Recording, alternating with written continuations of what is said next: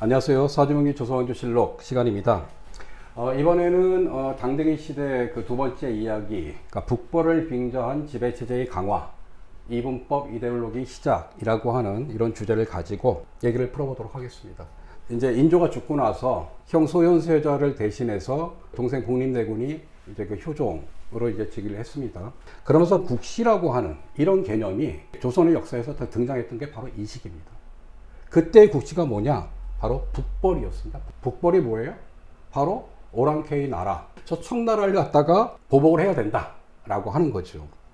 이게 바로 이제 이 효종과 그리고 이제 그 이 효종의 또 아들 이제 그 현종, 그리고 뒤에는 이제 그 숙종, 그리고 이제 영조 때까지도 계속 이 북벌의 논의는 있었죠. 국시가 이제 북벌이 되게 되면 결국 전쟁을 하자는 거잖아요. 그러니까 전쟁을 하자고 하면 전 사회가 전시 준비 태세를 확립해야 되잖아요. 그럼 사회가 경직이 되게 되죠. 실제로 북벌이 진행이 됐습니까? 조선의 역사를 보면 조선이 청나라를 갖다 침공한 적이 있어요? 그러니까 지금 이제 요즘 학계에서 당시의 북벌이라고 하는 게 과연 실제로 준비했던 거냐? 아니면 이거를 빌미로 해서 당시에 흔들리던 이 조선의 지배 질서를 제압하려고 하는 장치였느냐라고 하는 논쟁이 나오는데요. 그 논의를 주도했던 당시 서인의 영수 뿐만 아니라 앞서 진행됐던 조선의 그 정치 사상에서 계속 이 주저학과 또 다른 어떤 유학적인 이런 학문들 간의 대립이 있었는데 조선이라고 하는 사회는 완전히 주저학으로 일색이 되는 나라가 돼버려요. 그러면서 사회 역사성이 완전히 상실됩니다. 그 모든 것을 주도했던 바로 저 송시열이라고 하는 또 하나의 어떤 문제의 역사 인물, 그리고 그에 맞서 가지고 대동법이라고 해가지고 당시로서 진보적인 정책이긴 하죠. 그걸 했던 이제 그 김유기라고 하는 분, 그리고 이제 또 이 사상적으로 또 이 북벌 문제를 갖고 이 맞서 싸웠던 윤유라고 하는 세 명의 인물의 사주를 통해서 당시에 이제 그걸 알아보려고 하는데요. 결론부터 얘기하면 당시에 북벌은 허구였다고 생각합니다. 이미 그 두 차례의 어떤 큰 전쟁들을 통해서 조선의 사회는 심각하게 이렇게 흔들렸죠. 신문 질서가 흔들리게 된 거죠. 가장 결정적인 건 뭡니까? 권력 있고 이 돈 많은 사람들이, 그 사람들이 다 지도층이면 책임을 져야 될 거 아니에요. 근데 실제 두 차례의 어떤 전쟁을 통해서 확인된 거는 소위 조선의 지배층이라고 한 것이 이 나라를 이끌 능력이 없다, 무능한 존재라는 게 드러난 거예요. 중국만 하더라도 오랑캐 민족이라고 하는 이 만주족이 나라를 세우면서 중국이 어쨌든 청나라가 그렇게 발전했던 건 뭐냐면 신분질서가 이 조선만큼 그렇게 견고하지가 않았던 거예요. 그러니까 능력 있는 사람은 누구나가 능력을 발휘할 수 있는 지위에 올라갈 수 있었던 기회가 보장되고 하니까 그게 뭐냐면 전체 나라의 힘이 커지게 되는 거예요. 근데 이제 그거에 대해서 조선의 사대여층이 그런 역사의 흐름에 순응하는 게 아니라 이걸 거부한 거죠. 소위 반동의 체제로 돌아간 거죠. 그러면 뭘 해야 됩니까? 사회적으로 무서운 어떤 공포 분위기를 만들어내야 되는 거죠. 제일 좋은 게 뭐예요? 전쟁하자는 거예요. 또 하나 그 전쟁과 더불어서 당시에 그 많이 강조되던 게 뭐냐? 삼강우린이 엄청나게 강조됐던 시기가 바로 그때입니다.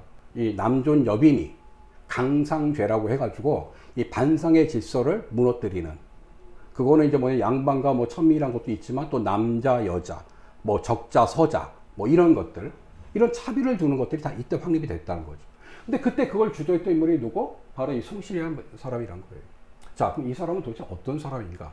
자, 1607년 11월 12일 날 이렇게 태어나가지고 시는 나오지 않고 정민년, 임자월, 신축일 이렇게 이제 사주가 나옵니다. 일간이 신금입니다. 그리고 밑에 축이라고 하는 글자가 있죠. 토란 말이에요. 토생금 해서 나를 도와주는 글자가 되는 건데, 자, 신금이라고 하는 거는 굉장히 뾰족한 글자죠. 그 이방원부터 해가지고 이 조선에서 뭔가 좀 그래도 좀 이렇게 목소리 좀 내는 그런 역사 인물들이 보면 신금들이 많아요. 그리고 이제 결정타는 다음번에 나올 이제 그 숙종 같은 사람이 되는데, 자, 이 신축이라고 하는 거는요, 딱 보면 이게 어떤 일주냐 그러면요, 밑에 이 축이라고 하는 거는 이 소입니다. 그리고 옆에 있는 자라고 하는 거는 쥐죠. 미는 양입니다. 그러니까 전체로 보면 밑에 있는 동물들이 순한 동물들이 있어요. 자, 그래서 언뜻 보면은 그렇게 거친 사주는 아닌 것 같아요. 그러니까 사실은 대학자가 된 거죠. 상당히 논리적으로 적용했을 거고 굉장히 명쾌했을 거고. 그런데 이 신축이라고 하는 글자는요, 굉장히 좀 이렇게 그 날카로운 기운이 이면서도 좀 순한 듯한 이런 모양이지만, 자, 축이라고 하는 글자를 한번 봐요. 이걸 풀어보면 밑에 무슨 글자가 있습니까? 개수, 신금, 기토라고 하는 이런 글자가 있어요. 자, 여기 무슨 글자가 있습니까?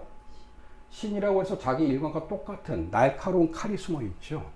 자, 우리가 소가 순한 동물이라고 하지만 소한테 뿔이 있어요. 뿔이 바로 저 신금 칼이거든요.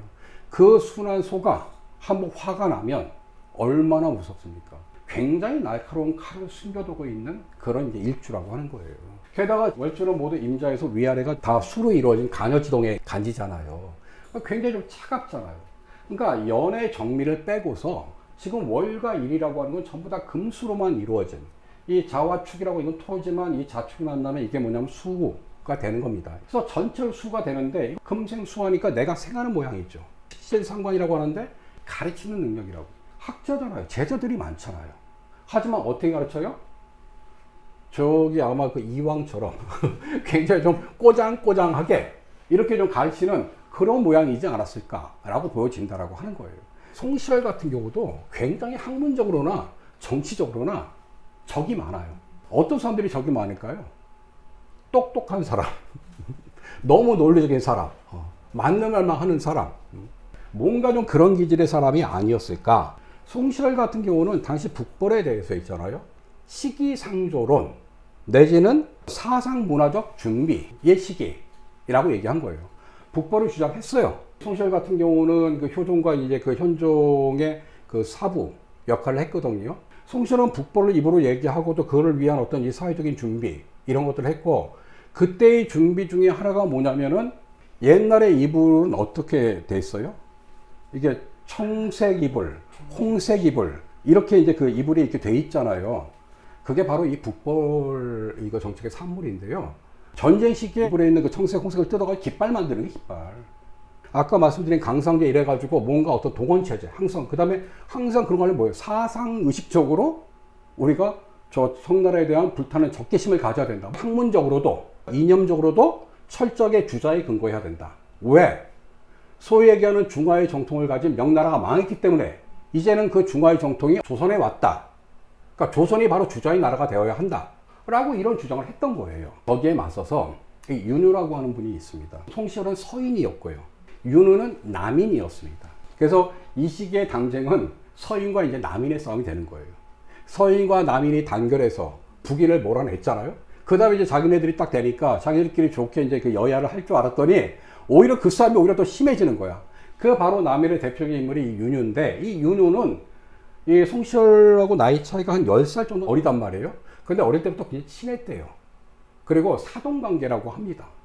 그런데 윤유를 송시열이 죽인 거예요. 그렇게 친했는데 이 그 당쟁의 과정에서 죽여버린 거예요. 그러니까 이제 요 즈음부터는 붕당인이 당쟁이 하는 것이 이전처럼 말싸움이 아니에요. 이제 죽고 죽이는 싸움이 되버려요. 이미 뭐 그게 이제 앞서 저기 그 광해 시대나 뭐 요때 이제 이미 뭐 시작이 된 건데, 이때는 더더욱 심해지는 거죠. 그래서 이 뒤에 보면 이제 예속 논쟁이니 무슨 이제 막 황국 정치니 이 시기 보면 그때는 너 죽고 나 죽고예요. 너 죽고 나 살고예요. 근데 이 윤유라고 하는 사람은 이 북벌에 대해서 어떤 태도를 취했냐? 이 사람은 실제 기술적으로 한 거예요. 지금 서들어가기 위해서 동원체제, 무기, 이 부국강병 이런 걸 해야 된다. 이런 주장을 했던 거예요. 이 배경에는 송시열은 굉장히 이제 사상 문화적으로 이제 사람들의 이데올기를 좀 주자주의로 이렇게 딱 몰고 가고, 이 윤유 같은 경우는 뭔가 실제적인 어떤 군사적인 어떤 그런 걸 하려면 뭘 해야 돼요? 무기를 만들어 내야 되고, 군량비도 비축하고, 경제적인 어떤 이 성장들이 돼야 되는 거고, 그를 위한 뭔가 좀 실용적인 정책들을 많이 하려고 하지 않겠어요? 자, 이런 대결들이 있는 거예요. 항상 그렇게 드러나는 대결 이면에는 뭐냐면 이념적 차이가 있는 거란 말이에요. 그게 이제 사실은 더 중요한 건데, 윤유가 송시열한테 결정적으로 이제 그 이 배척이 돼서 뭐 뒤에 이제 윤유는 이제 숙종 때 죽습니다. 경신왕국 때 권력이 남인에서 서유로 넘어갈 때, 그때 이제 그 유배를 가다가 도중에 사형을 먹고 죽게 되는데, 이 죽은 명분이 뭐냐면 북벌 때문에 죽은 게 아니라 소위 사문난적이라고 하는 이런 죄명 때문에 죽은 거예요. 자, 이 사문난적이 뭐냐? 자, 여기에 있는 거예요. 북벌의 근거 중에 하나는 중화의 정통을 갖는 주자의 나라가 멸망했다는 거 아닙니까? 그래서 우리가 이제 조선이 소중화가 되고 등등 이래서 송시열이 강조했던 건 주자학이었어요. 이때는 이제 완전히 주자학이 성리학의 패권을 딱 장악해버린 거예요. 성리학만이 유학이 아니었던 거예요. 그런데 송시열은 다 배제한 거예요. 오직 주자만을 해석해야 된다. 주자만이 이 성리학이다. 하고 나머지 양명학이니 무슨 뭐 그 나머지 어떤 이런 건 전부 다 배제한 거예요. 공자, 맹자 이런 것도 사실은 뭐냐면 주자가 해석한 주서 집주만 보게 했지 다른 사람이 해석한 논어, 맹자는 못 보게 한 거예요. 근데 거기에 윤우라는 사람은 뭐라고 했냐면 아니 왜 대학이나 중용 이런 사설을 주자만 해석을 해야 되느냐, 나도 해석할 수 있다, 왜 우리가 주자만 봐야 되느냐, 따라야 되느냐, 이런 얘기를 하니까 이걸 뭐냐면 사문난적이라고 얘기한 거예요. 그토록 송시열 같은 경우는 주자를 이렇게 칭송했던 사람이거든요. 심지어 무슨 얘기를 했냐면 조선의 성리학이 이게 이념적이나 이론적으로 딱 굳어진 데 결정 역할을 한 분이 누굽니까? 앞서 우리가 붕당의 시대에서 살펴봤던 퇴계 이황과 율곡 이이예요. 사실 학문적으로 뛰어난 사람들이거든요. 물론 그리고 이제 퇴계가 사실은 좀 이게 주자학, 이 진검장이 만들어 놓은 거죠. 그런데 송시열과 관계된 얘기에서 제자가 물었대요. 선생님은 퇴계와 이황 중에서 누구가 더 옳다고 생각하십니까? 물었더니 송시열의 답왈, 퇴계도 아니고 율곡도 아니다. 나는 주자만을 따른다. 근데 거기에 대해서 반발을 한 게 바로 이 윤유라고 하는 거예요. 그렇게 해석할 이유 없다. 양명학도 있고, 그러니까 윤우학도 있고, 당시에 유학을 대하는 태도의 차이. 결국은 그건 뭐예요? 이 나라를 운영하는 데 있어서 명분을 중시하느냐, 아니면 실용을 중시하느냐라고는 그건 노선의 차이가 또 깔려 있었던 거예요. 근데 결국 윤유가 사문난적으로 이렇게 되면서 말은 북벌북벌 했지만 실제로 우리가 힘이 있냐, 이런 패배주의가 있었던 거예요, 사대부 안에서. 그러니까 윤우가 이겼어요, 송시열이 이겼어요? 당연히 항상 준비론자가 이길 수밖에 없는 거예요. 그런데다가 사상적으로도 점점 주자가 주류가의 학문이 되는 시점에서 이런 식으로 얘기를 하니까 윤유가 당연히 밀리게 되는 거죠. 그게 뭐예요? 실용 노선에서 패배가 되는 거죠. 그래서 이게 뒤에 가서 점점 더 조선이 이 이념적으로 이 굳어지는 경직된 사회가 되는 거고, 실제 이 논쟁의 뭐냐면 바로 이분법 이데올로기, 소위 얘기하는 진영 논리. 그러니까 무엇이 객관적으로 옳고 무엇이 객관적으로 지금 우리한테 필요한 것인가를 토론해서 합의해서 만들어 나가는 게 아니라 내가 주장하는 거, 네가 주장하는 거, 이렇게 나누는 문제들 뿐만 아닙니다. 지금 옛날에 국가원법 뭐 이런 걸로 하면 연제자라고 해가지고 사돈의 팔척까지 취직 못하고 이랬잖아요. 다 이때 만들어진 거예요. 이렇게 사회를 경직하게 만드는 이런 게 바로 이 시기에 이런 북벌이라고 하는 이런 논의 속에서 나온 결과라는 거죠. 어쨌든 또 경제로 이 시기에 또 하나 중요한 논쟁이 있습니다. 바로 그게 뭐냐면 대동법에 관한 논쟁인 거예요. 어떻게 보면 대동법이 이제 그 시대의 기본소득이라고 얘기할 수 있는 거고, 지금의 기본소득이 대동법이라고 얘기할 수 있는 거죠. 백성이라고 하면 지어야 될 그 역이 있잖아요. 의무가 있잖아요. 그게 뭐냐면 군역이 있는 거고, 요역이 있는 거고, 그 다음에 이제 그 공납이라고 해서 그 지역의 특산물을 바치는 이런 이제 제도가 있었는데, 그거를 쌀로 통일해가지고 이렇게 내게 하자. 그리고 그것도 누구예요?